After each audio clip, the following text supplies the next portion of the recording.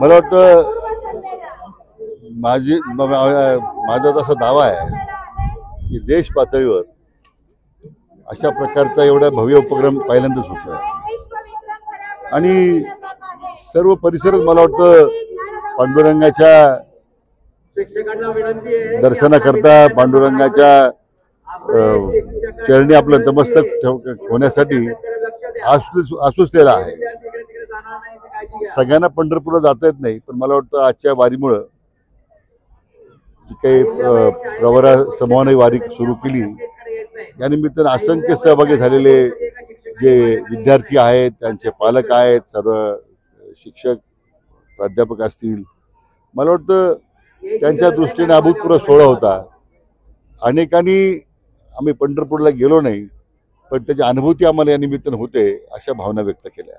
राज्यात आज एक मोठा दुसरा सोहळा होतोय. राज आणि उद्धव ठाकरे एकत्र येत आहे. दोघं भाऊ एकत्र येतील. काय पुढचं राजकारण असेल, काय वाटतं? मी मागे एकदा बोललो होतो की कोणी एकत्र येण्याने फरक पडत नाही. शेवटी कोणतंही राज्य एका विचारधारेवर सुरू असतं.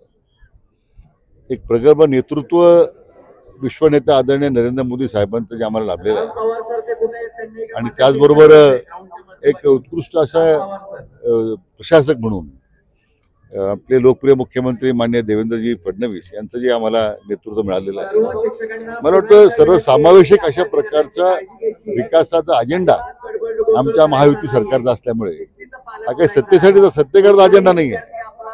हे लोकांच्या मनातच सरकार आलेलं आहे. म्हणून कोणी एकत्र येण्यानं काही फार परिणाम होईल असं मला अजिबात वाटत नाही. काल विधान अधिवेशन सुरू होतं, यामध्ये जर बघितलं तर महायुतीचे जे आमदार आणि सदस्य आहेत यांनीच मंत्र्यांना घेरल्याचं बघायला मिळाले. विविध प्रश्न खास करून कृषी मंत्र्यांनीच अनेक प्रश्न मांडले.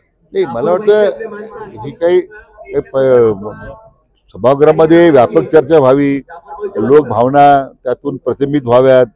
जरी सत्ता पक्षाची मंडळी असली तर त्यांनी जर त्यांच्या भागातील शेतकऱ्यांच्या किंवा अन्य समाजाच्या जर व्यथा मांडल्या असतील तर त्याच्यात गैर काही नाही आहे. शेवटी राज्याच्या मंत्र्यांनी या सगळ्या प्रश्नांची भावनांची दखल घेतली पाहिजे या मताचं मी आहे.